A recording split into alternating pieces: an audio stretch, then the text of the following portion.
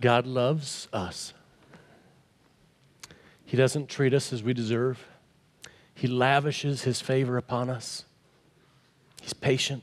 He's loving. He's caring.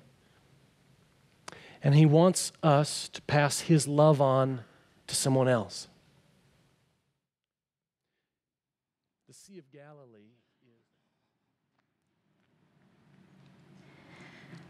I came here this morning to introduce to you a woman. Some of you may already recognize someone like her. She's the extreme visitor. She comes from a different background, and she's been hurt. She's looking for acceptance, a home, hoping for a hand extended in grace. Her name is Carol Jacobs. My name is Carol Jacobs, and I just about shied away when they asked me to tell you my story. I know some of you are probably thinking, do I know that crazy woman up there? Well, you may not know me, but I know you, or at least I recognize a lot of you. Some of you are smiling, and it's those smiles that brought me here today. And some of you ain't, and I get that. I get that a lot. Well, about me. Well, my mama had me when she was 16, but it didn't take her long to figure out that she wasn't cut out to be a mama. So my grandma, Nana Sue, she raised me. She did the best she could. She loved Jesus and got me into church, and that seems like all we did. And so I knew a lot about church. But by the time I was 13, I felt like I was suffocating, and no matter all the prayers that she would pray every day, I just wasn't listening. And at 15, I left home. And by 16, I was an alcoholic. And by 17, I'd spent my first night in jail. And for the next 5 years, I lived on and off the streets. And after one particularly rough week, I found myself down to my last 89 cents, and I thought, if this is it, if I'm going to die and go to hell, which was most likely the case, then I was going to have myself one last Twinkie. Because in my opinion, Twinkie's a little piece of heaven with a creamy center. So I found a convenience store and went and got my Twinkie and went up to the register and started pulling change out of my pocket.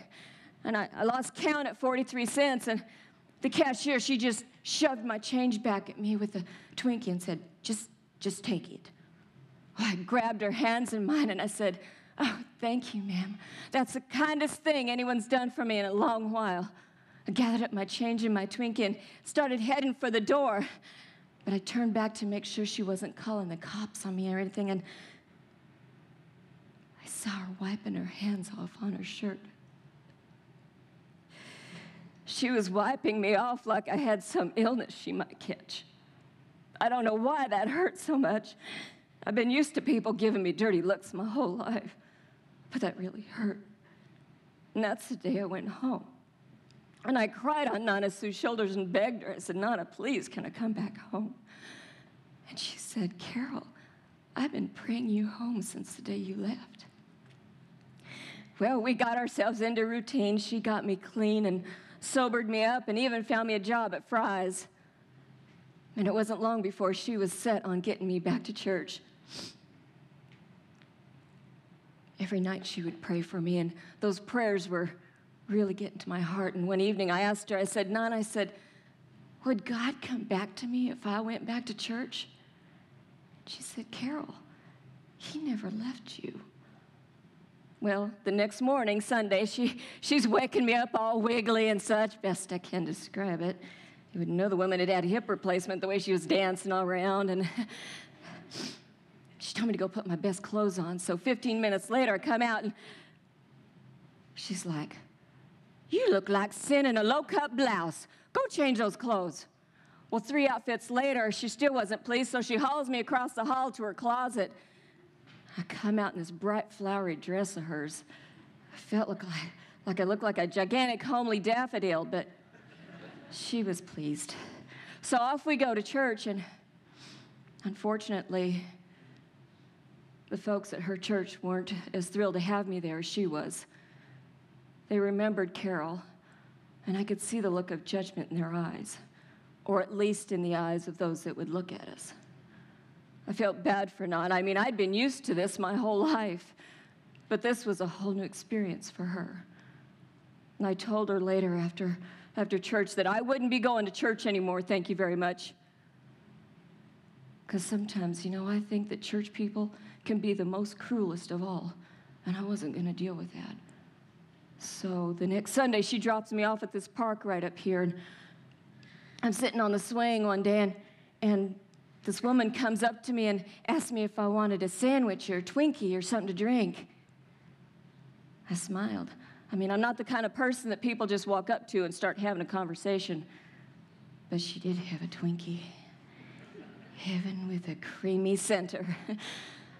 Well, I had 2 Twinkies that day, and she kept running back and forth, checking on me, asking me if I needed anything, and I said, no, I'm fine, just leave me alone.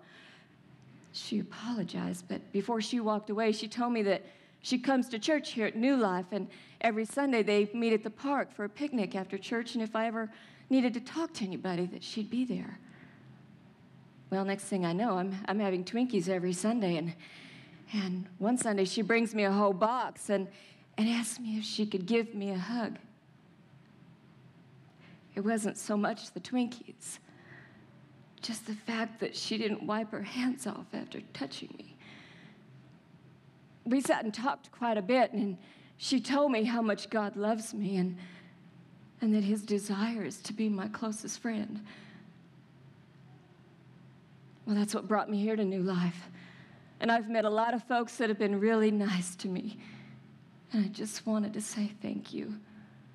And if you're someone who hands out Twinkies in the park or just smiles at somebody who doesn't quite fit in, thank you. You're making a huge difference.